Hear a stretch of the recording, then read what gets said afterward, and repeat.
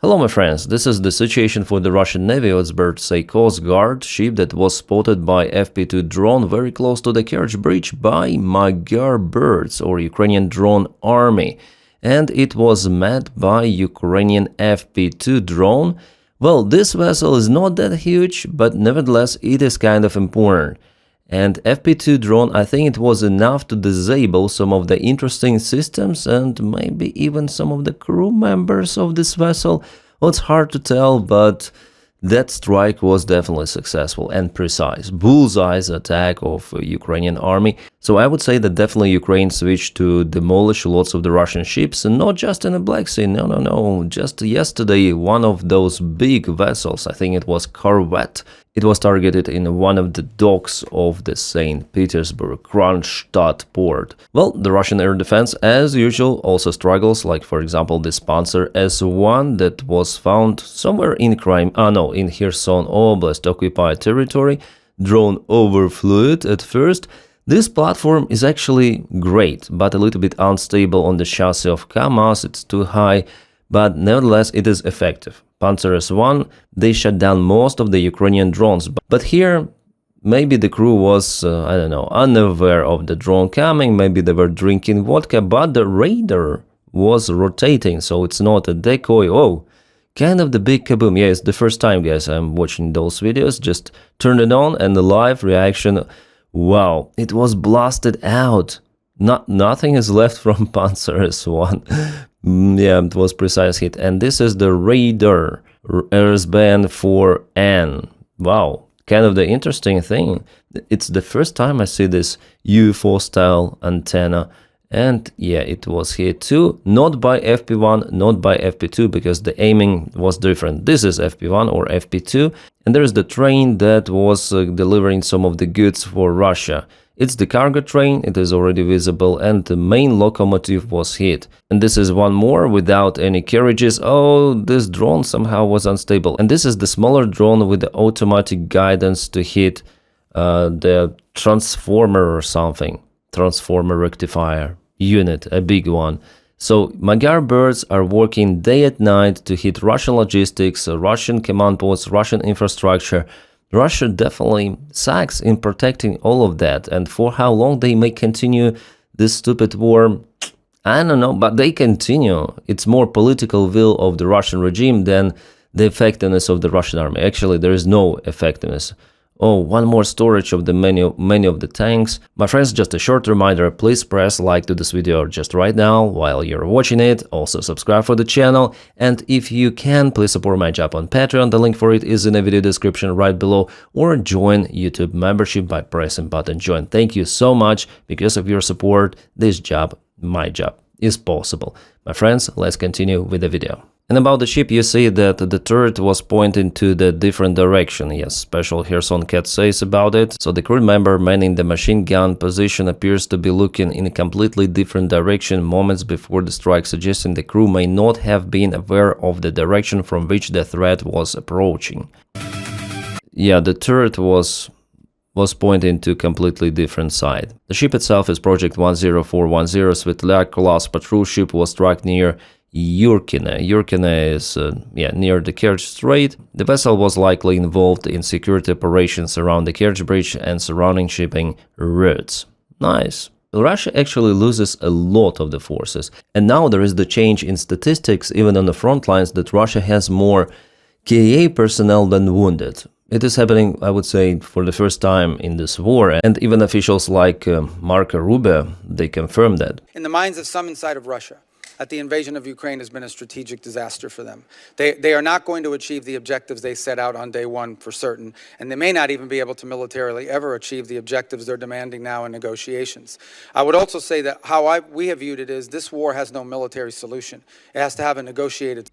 Well, yes, I would say that this war has no military solution already, especially for Russia. Well, for Ukraine doesn't have enough resources to the occupied territories, but it might do it still. In case of the Russian regime collapse, Ukraine may take all of the territories back, including Crimea, because of the Russians' inability to protect those regions. Simply, there will be disorganization, chaos in Russia, and Ukraine might use this time and even militarily intervene into those own regions of the own country to deoccupy them. So this is the only like semi-military solution, but it involves the disorganization of Russia itself.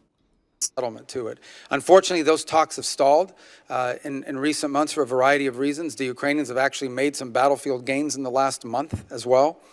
So they see, they monitor, and Rubio knows that there is the change on the front lines. Ukraine hurts Russian logistics, Ukraine hurts Russian military, and Ukraine, in many of the points, now counterattacks, especially in Dnipropetrovsk and Zaporizhia regions. I would say quite successful counterattacks. The Russians are losing 5,000, not injured, dying. In fact, it is the first conflict, according to the Department of War, it is one of the first conflicts ever in which the death rate is higher than the casualty rate on the Russian side. On the Russian side. Guys, this is crazy. Of course, those losses are happening because of the Ukrainian massive use of the drones, but the main reason are not the drones themselves, but Russia itself, Russian inability to change the tactics in how they attack on the front lines. This is the main factor. Russian commanders basically operate with two options: mid waves or infiltration attacks, and both of those scenarios, they bring absolutely colossal losses for the Russian army. Either the big convoy of the Russian troops is being aimed and targeted by Ukraine, or small infantry.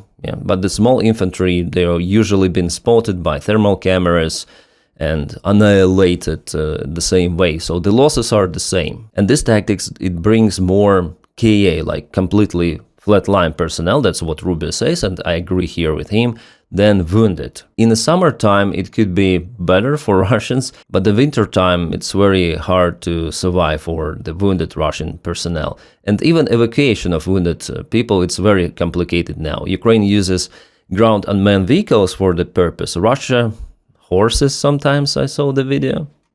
The first time ever that you have more deaths than casualties.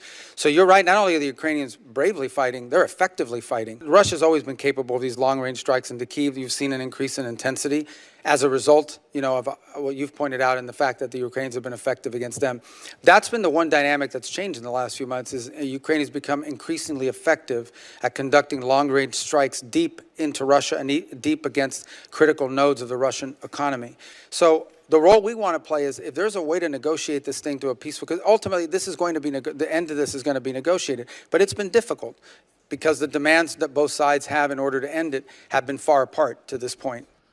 Well, he recognizes it, he admits it, that negotiations have been stalled, and in a way he wants to present it as not the failure of some of the side, like it's not our failure of the Donald Trump administration or the failure of Ukraine or Russia. No, they're simply far apart and it's impossible to...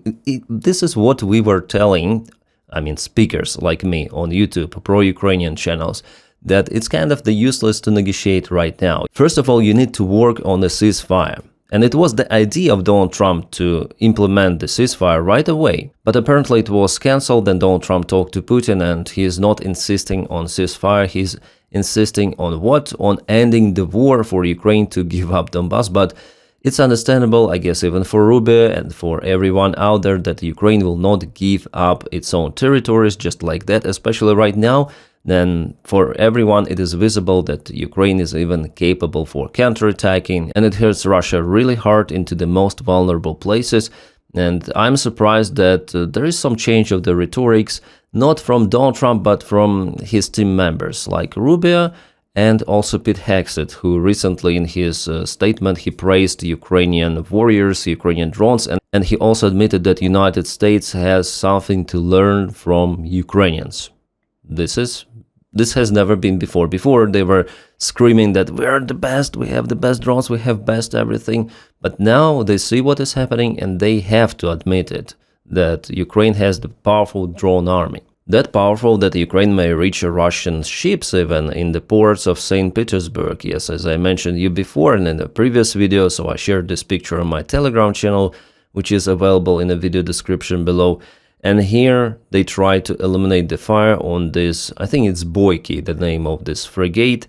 And the fire, it was hit by two of the drones very precisely, more than 1,000 kilometers away from Ukrainian territory. And look, Russians are in desperate to eliminate the fire. And the ship is gone. they need to probably build the new one because it was burning for a very long time. And of course, the most sensitive equipment is damaged. So I don't know, maybe they should build a new ship and it's easier than to fix this one. Well, something tells me that it's not the last time that the Russian ships are being hit. While Russia continues this war, they should expect losses in the Navy, in aviation, everywhere. And about the oil terminal in St. Petersburg, it was hit at least 9 of the times. Before I thought that 3 of the times, but no, 9. Not just tanks were damaged, but also a critical part of the equipment which is used to supply fuel to the tankers.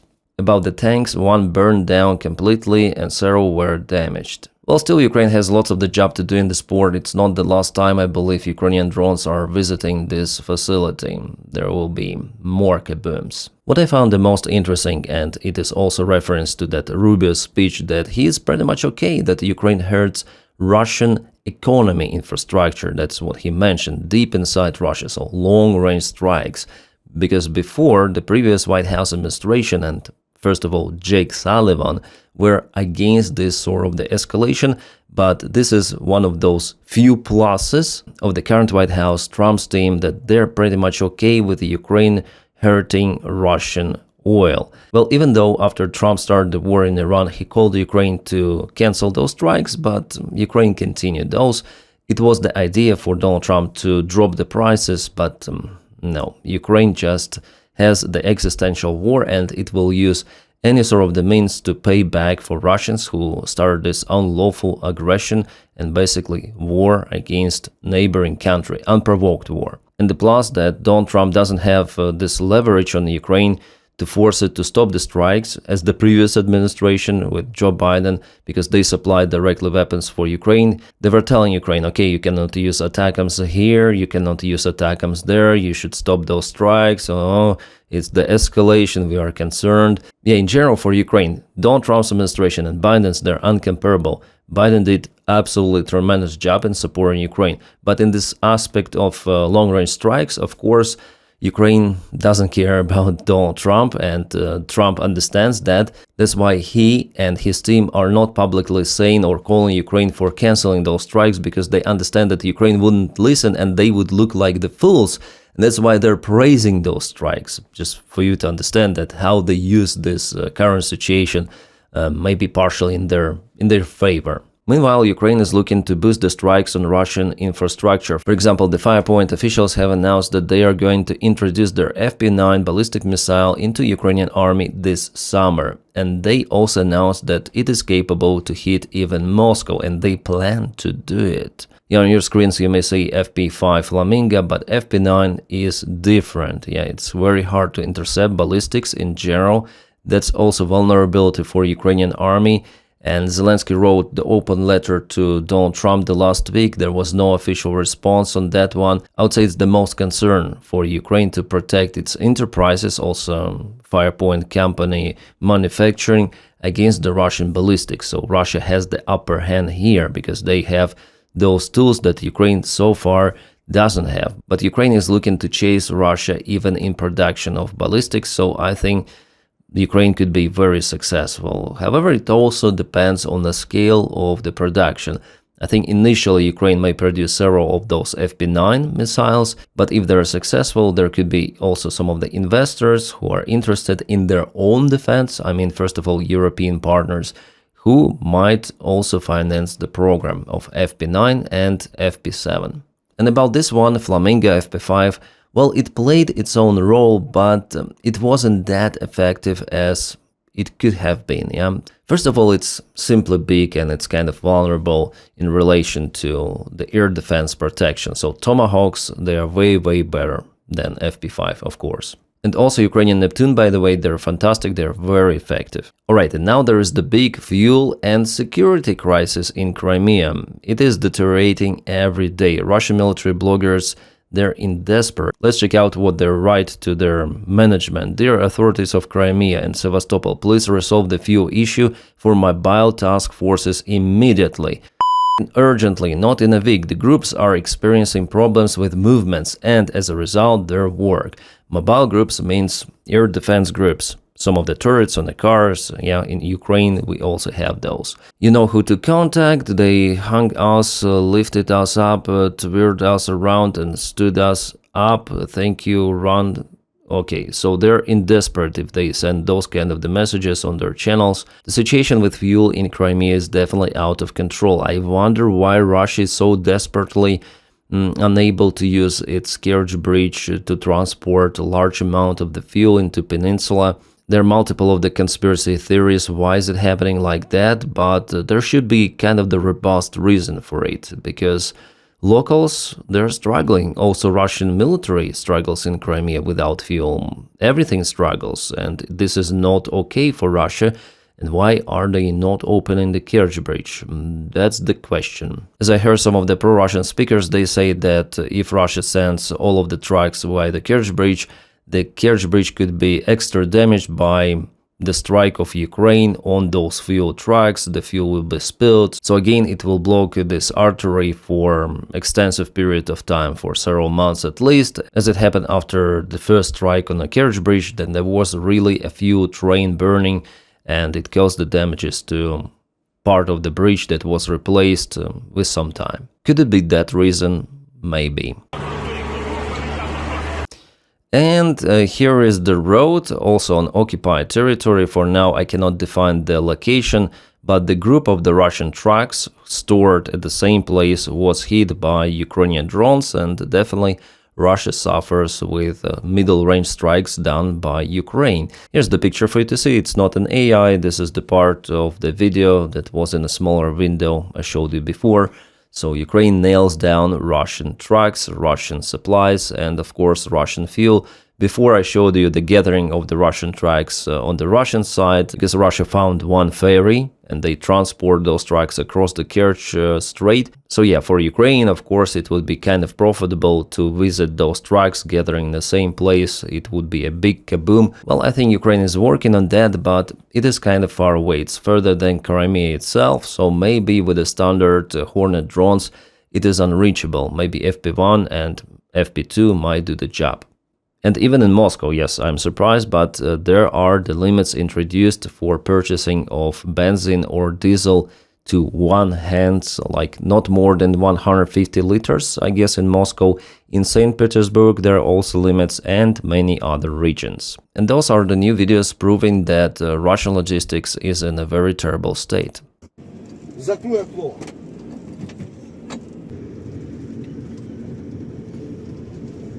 So truck after truck after truck. This is the current situation. For Russians, engineering equipment also was hit. Yeah. Russian shells are also saying about the boost of the Ukrainian long-range strikes also in Crimean Peninsula, and Ukraine is attacking ships. They say it's not for the first time. Yeah, Ukraine intensified those strikes. And they're thinking that Ukraine may cut the Kerch Bridge connection in the nearby future, and that would completely cut Crimea from outside the world. It will turn it from peninsula to an island, and there will be like big crisis. Yeah, here again about this issue with the interception of the ballistic missiles. Politico writes that NATO countries have allocated 12 times less for interceptor missiles for Ukraine than planned. 12 times less. This is critical. Kyiv partners have pledged to allocate nearly 6 billion under Pearl program, but 5 billion was promised last year. NATO only managed to agree on 1 billion in the first 5 months of 2026. Meanwhile, Rutte had set the target of 12 billion for this year.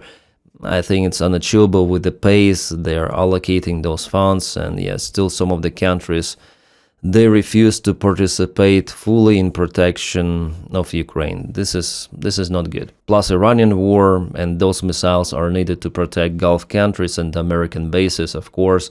So yeah, the situation with the ballistic missiles interceptors is critical for Ukraine, and Ukraine tries to figure out what to do with that. But there is also the project of Ukraine and few of the countries to develop new ballistic missile interceptors. We'll see how it goes. Financial Times: Russia could use drones edge to threaten Baltics, warns Latvian general. Not just general, but the commander of the Latvian armed forces. He says that Russia produces and accumulates the large number of the Shahed drones, and not only later on to be probably used against even NATO countries in some of the escalation provocation, but even the chiefs are telling about this possible new special military operation, and I continue to tell about it as well on my channel, that this variant is actually probable. It is not impossible. So the chief explained that Moscow drones don't have better quality drones than NATO countries, but it produces them much more and adapts them faster. Russia has more drones, and Russia has an experience, most of all, in how to use those drones. They have drone army, they have Rubicon drone units, so yeah, Russia is way more advanced than NATO.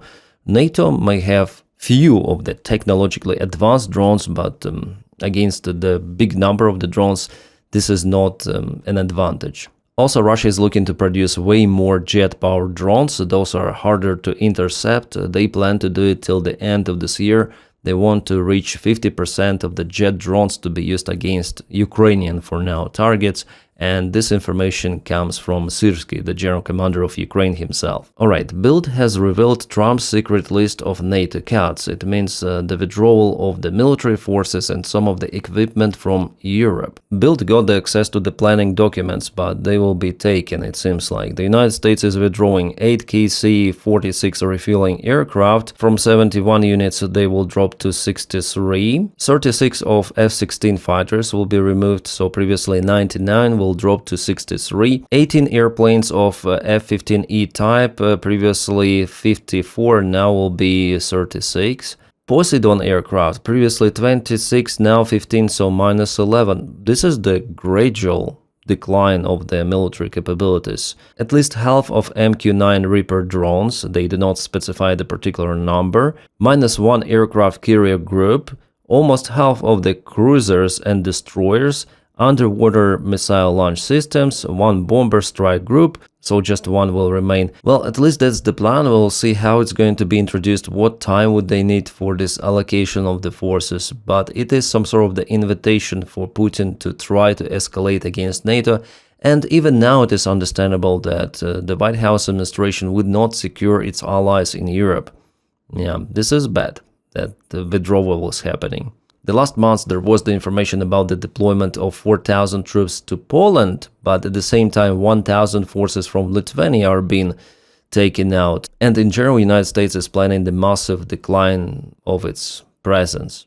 So Europe, you should dig trenches and help Ukraine with everything you have, but I see that some of the politicians, like most of the politicians, they're still sleeping and they want to make business as usual, even now with Russia.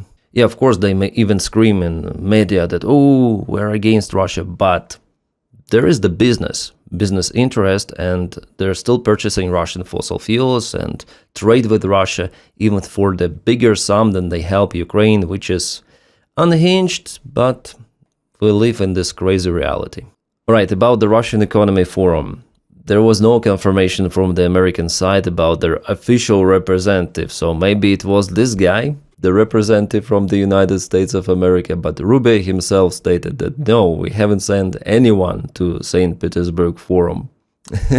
Guys, stand by for more updates and please subscribe for the channel to stay tuned, and also press like to this video if you want to support the job that I do here, and it is only possible because of your support. Please follow me on Patreon, the link for it is in the video description right below, or join membership on the YouTube channel by pressing button join. You're awesome, you're fantastic, my friends. I wish you all a peaceful sky wherever you are, and have a great time.